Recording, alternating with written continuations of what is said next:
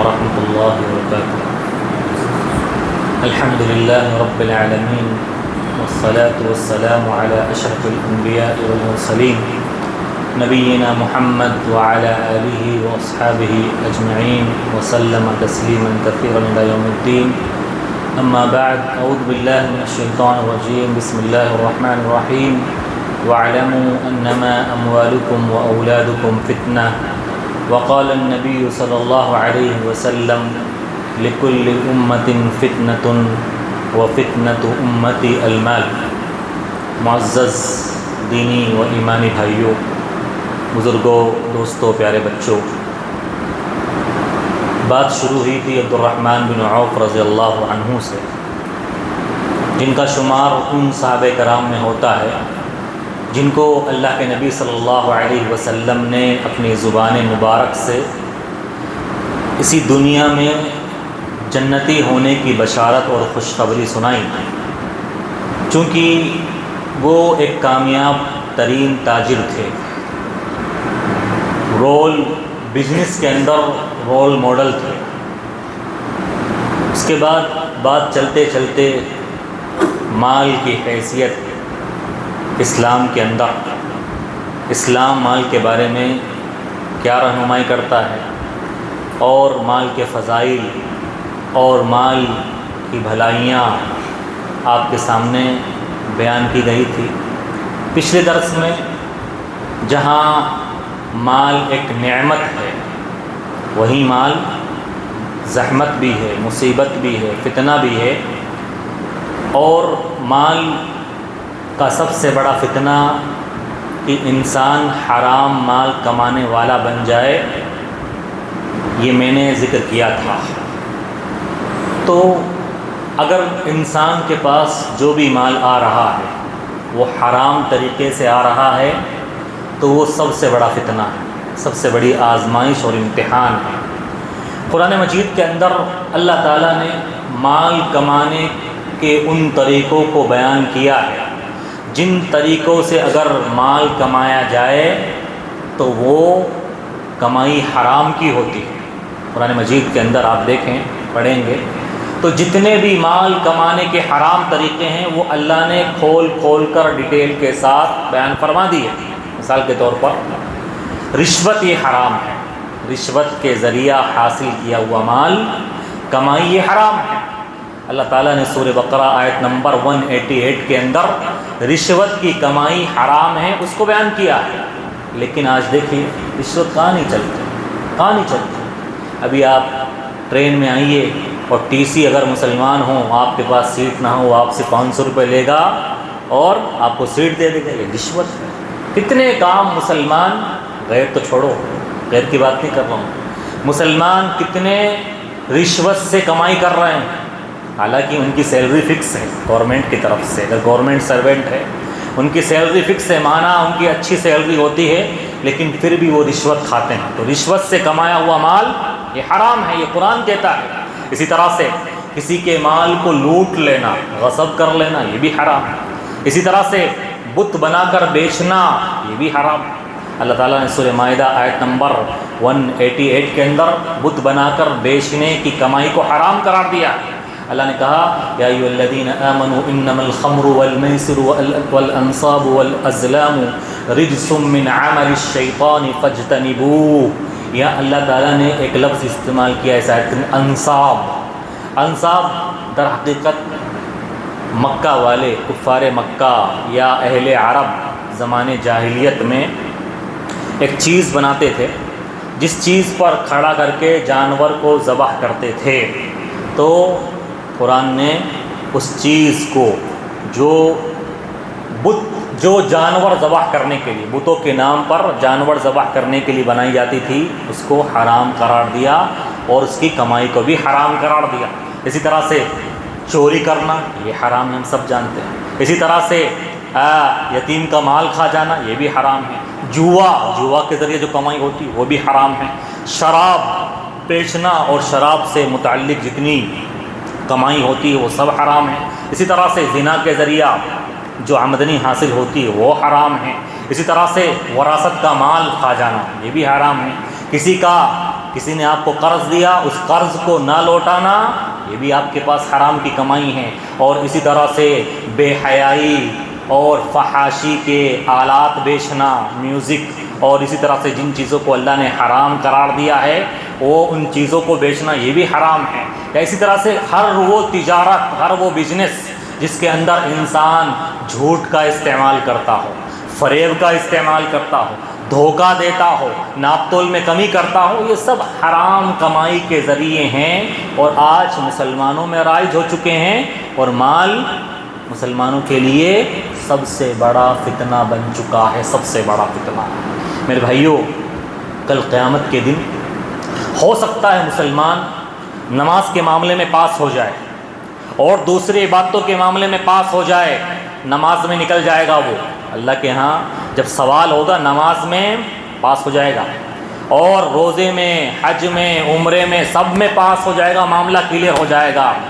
اٹکے گا کہاں؟ اکثر مسلمان اٹکیں گے مال کے بارے میں کہ مال من این اکتسبہ وفیما انفقا، کہاں سے کمایا اور کہاں خرچ کیا، دو سوال مال کے بارے میں ہیں۔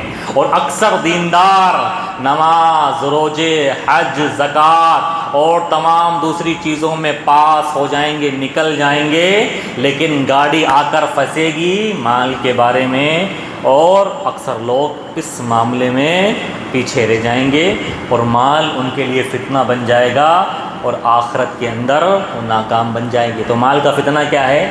حرام کمائی یہ مال کا سب سے بڑا فتنہ ہے، سب سے بڑا فتنہ ہے۔ اور یہ فتنہ اتنا خطرناک ہے، اتنا خطرناک ہے، اللہ کے رسول صلی اللہ علیہ وسلم نے مثال دے کر سمجھایا مال کے اس فتنے کو۔ کیا فرمایا اللہ کے رسول صلی اللہ علیہ وسلم نے؟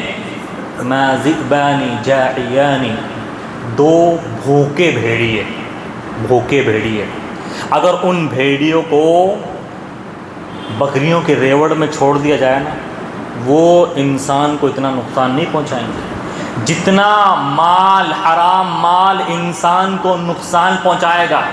حرام مال یہ انسان کی دنیا اور آخرت سب تباہ کر ڈالے گا، سب تباہ۔ انسان حرام مال کی وجہ سے فسادی بن جاتا، دیکھیے فسادی بن جاتا ہے، اور کس طرح سے مال کی وجہ سے گناہوں کا ارتکاب کرتا ہے، مال کی وجہ سے لالچی بن جاتا ہے، مال کی وجہ سے اختلافات کرتا ہے، دشمنیاں مول لیتا ہے، اور مال کی وجہ سے کتنے جتن ہو رہے ہیں، کتنے جتن ہو رہے ہیں، دیکھیے آپ۔ اور اگر ہم پوری تاریخ اٹھائیں، اسلامی انسانی تاریخ کو، آدم علیہ السلام سے لے کر قیامت کی صبح تک جتنے بھی کرائم، جتنے بھی جھگڑے، جتنے بھی اختلافات، نفرتیں، دشمنیاں، اگر ان کے اسباب پر روشنی ڈالیں، ہم نظر ڈالیں، تو پتہ چلے گا مال سب سے فساد کی جڑ ہے، سب سے۔ دیکھیے کیوں لڑائیاں ہوتی ہیں آج مال کی وجہ سے، دیکھیے کیوں کیس چلتے ہیں کورٹ کچہری میں بھائی بھائی کے، مال کی وجہ سے۔ تو دنیا میں جتنی لڑائیاں ہوتی ہیں سب سے اہم سبب کیا ہوتا ہے؟ مال ہی ہوتا ہے۔ مال کے بارے میں اچھے سے اچھے دیندار اللہ کے ہاں فیل ہو جائیں گے اور مال کا فتنہ انہیں برباد کر دے گا میرے بھائیوں۔ اسی طرح سے میرے بھائیوں، مال فتنہ ہے، کب فتنہ ہے؟ مال فتنہ ہے جب مال کی جگہ ہاتھ کے بجائے انسان کا دل بن جائے، مال کو انسان اپنے دل میں بسانے لگے، مال کی جگہ انسان کا دل بن جائے، تو سمجھ لیجئے اب انسان کے پاس جو مال ہے وہ اس کے لیے فتنہ بن چکا ہے۔ اسلاف میں سے کسی کا قول ملتا ہے کہ کسی نے پوچھا کسی عالم دین سے، ہمارے پاس مال آنے والا ہے، کیا کریں اب، کیا کریں اس مال کا، کس طرح سے استعمال کریں؟ تو انہوں نے نصیحت کی، اجعلها فی یدک ولا تجعلها فی قلبک، مال کو اپنے ہاتھ میں رکھنا، کبھی بھی دل میں مال کو جگہ مت دینا۔ مال جب دل میں جگہ بنا لیتا ہے تو مال انسان کا مقصد بن جاتا ہے، اس کا ٹارگٹ بن جاتا ہے۔ دیکھو مال دنیاوی زندگی کی ضرورت ہے، ضرورت، مقصد نہیں ہے۔ جتنی ضرورت پوری ہو گئی اس سے زیادہ مال آ رہا ہے، پھر مال سے بے نیازی شروع ہو جانی چاہیے۔ لیکن اگر مال مقصد بن جائے اور مال جتنا آ رہا ہے انسان کی خواہشیں اس قدر پروان چڑھ رہی ہے، ایک چیز کے بعد دوسری خواہش، تیسری خواہش، چوتھی خواہش، پانچویں خواہش، اور مال مال مال مال، صبح شام مال مال میں لگا رہے، عبادتوں میں دل نہ لگے، مسجد میں آئے تو ذہن میں یہ خیال آئے کہ فلاں کو پیسے دینا ہے، فلاں کا بل پاس کروانا ہے، فلاں سے پیسے لینا ہے، کل چیک نکلوانا ہے، مال مال مال، تو سمجھ لیجئے اب یہ مال انسان کے لیے فتنہ بن چکا ہے، کیونکہ انسان مال کو اپنا مقصد بنا چکا ہے، اپنا زندگی جینے کا ٹارگیٹ بنا چکا ہے۔ مال ایک ضرورت ہے میرے بھائیو، ضرورت، مقصد نہیں ہے۔ مال اگر مقصد ہوتا تو انسان جب دنیا سے زیادہ مال لے کر جاتا، مال اگر مقصد ہوتا تو دنیا سے جاتا تو مال لے کر جاتا۔ اور دیکھیے کتنی عجیب دنیا ہے، دنیا دیکھیے کتنی عجیب ہے، انسان مال کے لیے کتنا پریشان رہتا ہے، لڑتا ہے، جھگڑتا ہے، سب کچھ کرتا ہے، پھر اس کو حاصل بھی کر لیتا ہے، اور دنیا سے جب جاتا ہے تو خالی ہاتھ جاتا ہے۔ دیکھیے دنیا سے جا رہا خالی ہاتھ۔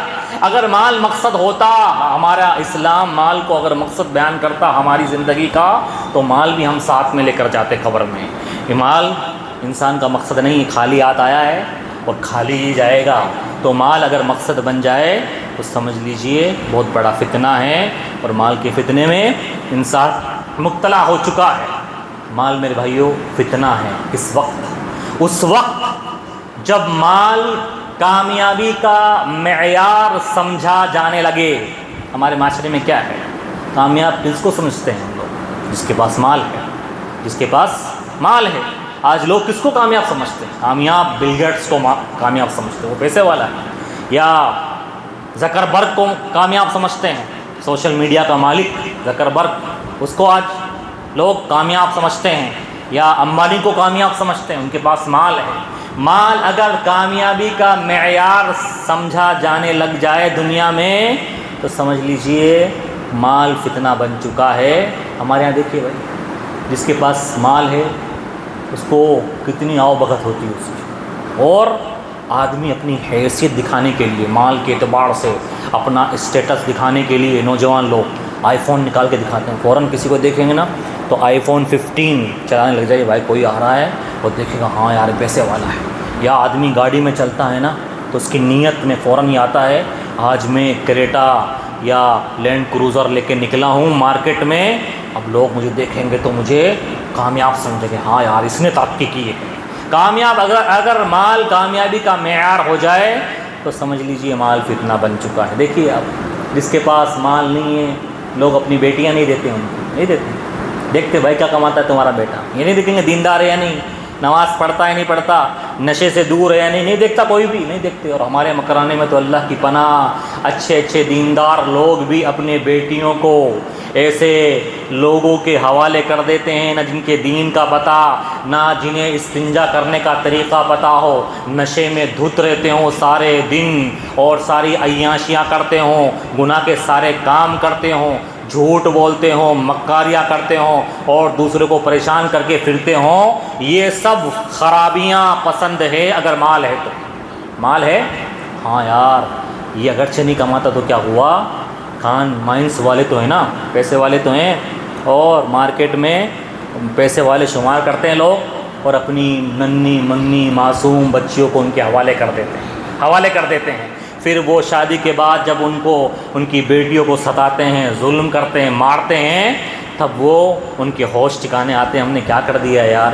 کم سے کم دیندار اور اسلام پر چلنے والے، اگرچہ کم کماتا ہو، دال روٹی کھلاتا ہماری بیٹی کو، خوش تو رکھتا، مارتا تو نہیں، ظلم تو نہیں کرتا، دوسروں کی بیٹیوں کے ساتھ چکر تو نہیں چلاتا۔ یہاں ہم نے شادی کر دی اور پتہ چلا جے پور میں، دلی میں، اور دوسری اجنبی لڑکیوں کے ساتھ چکر چلا رہا ہے۔ استغفر اللہ۔ مال اگر کامیابی کا معیار بن جائے تو ہم سمجھ لیجئے میرے بھائیوں مال فتنہ ہو گیا ہے، فتنہ۔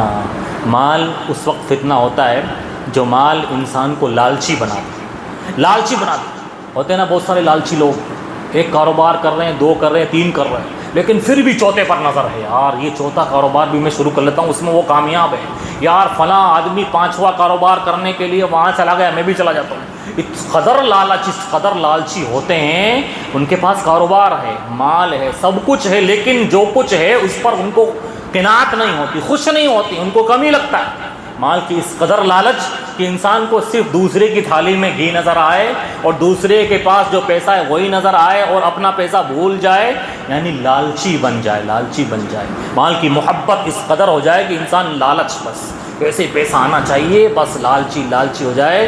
اللہ کے رسول صلی اللہ علیہ وسلم نے ایسے ہی مالدار کے بارے میں ارشاد فرمایا، تئس عبد الدینار تئس عبد الدرہمی، ایسا دینار و درہم والا جو مال کا پجاری بن جائے، مال کو اپنا معبود بنا لے۔ دیکھو مال کا لالچی بننے کا مطلب کیا ہے، انسان مال کا پجاری بن جائے، مال کو اپنا معبود بنا لے، تو پھر مال میرے بھائیوں فتنہ بن جاتا ہے، آزمائش بن جاتا ہے۔ اسی طرح سے دیکھیے آج کتنا مال لوگوں کے لیے فتنہ بن چکا ہے، کس طرح سے، اس مال کی وجہ سے لوگ اللہ کو بھول گئے، دین کو بھول گئے، اسلام کو بھول گئے اور مسجدوں کو بھول گئے، اللہ سے تعلق توڑ بیٹھے اور اللہ سے کوئی لینا دینا نہیں ہے، دین سے کوئی مطلب نہیں ہے، بس مال ہے تو وہ اپنی دنیاوی زندگی میں خوش ہے۔ میرے بھائیوں، اللہ کے رسول صلی اللہ علیہ وسلم نے کیا ارشاد فرمایا، فرمایا قد افلح من اسلم، کامیاب وہ ہے اللہ کے نزدیک، ہم دین کے اندر کامیاب وہ ہے جو اسلام لے کر آ گیا، جس نے ایمان کو قبول کر لیا، وَرُزِقَ كَفَافًا، اور برابر سرابر کی روزی اس کو مل گئی، اللہ نے عطا کر دی۔ برابر سرابر کی روزی مطلب کسی کا محتاج نہ، کسی سے ہاتھ نہ پھیلانے پڑے، جتنی ضرورت ہے اللہ نے عطا کر دیا۔ وَقَنَّعَهُ اللَّهُ بِمَا آتَاهُ، اللہ نے جتنا دیا ہے اس پر قناعت ہے، اس پر خوش ہے، اور زیادہ کی لالچ میں نہیں، دن رات اسی میں نہیں ڈوبا ہوا ہے، وہ کامیاب ہے اللہ کے نزدیک۔ اور اسلام نے کس شخص کو دنیا کا سب سے مالدار ترین انسان کہا ہے؟ دنیا کا سب سے بڑا مالدار ترین انسان وہ ہے من اصبح منکم آمنا فی سربہ ومعافا فی جسدہ وعنده قوت یومہ فکأنما حیزت لہ الدنیا کلہا۔ پیارے حبیب صلی اللہ علیہ وسلم ارشاد فرماتے ہیں کہ جو امن و امان سے ہو، کوئی ٹینشن نہیں، کوئی خون خرابہ لڑائی جھگڑے نہیں ہے، امن و امان سے رہ رہا ہے، کسی کا خوف اور ڈر نہیں ہے، اس کو جان جانے کا خطرہ نہیں ہے، امن و امان جس کو مل گیا، اور اسی طرح سے جس کے پاس تندرست جسم ہے، کوئی بیماری نہیں ہے، رات کو سوتا ہے تو بغیر دوائی کے سوتا ہے، کوئی بیماری نہیں ہے، بیماری سے پاک صاف اس کا جسم ہے، صبح اٹھتے ہی دوا لینے کی ضرورت نہیں ہے۔ اگر بیماری سے پاک ہے اور ایک دن کا کھانا بھی ہے، دیکھیے ایک دن کا کھانا بھی ہے اس کے پاس، جس کے پاس یہ تین نعمتیں ہیں، اور ایک دن کا کھانا ہے تیسری نعمت، تو سمجھ لیجئے دنیا کی ساری دولت اس کے پاس، دنیا کا سب سے بڑا مالدار انسان وہ ہے۔ اور یہ کب ہوتا ہے؟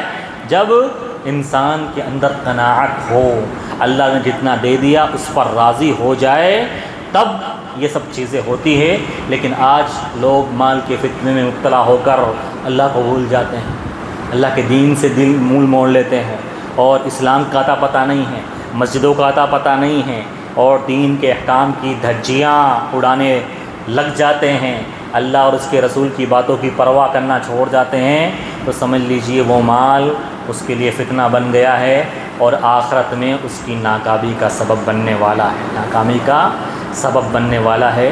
تو میرے بھائیوں، یہ مال کے فتنے ہیں، مال سے بات شروع ہوئی تھی اور کرتے کرتے کہاں پر پہنچ گئی۔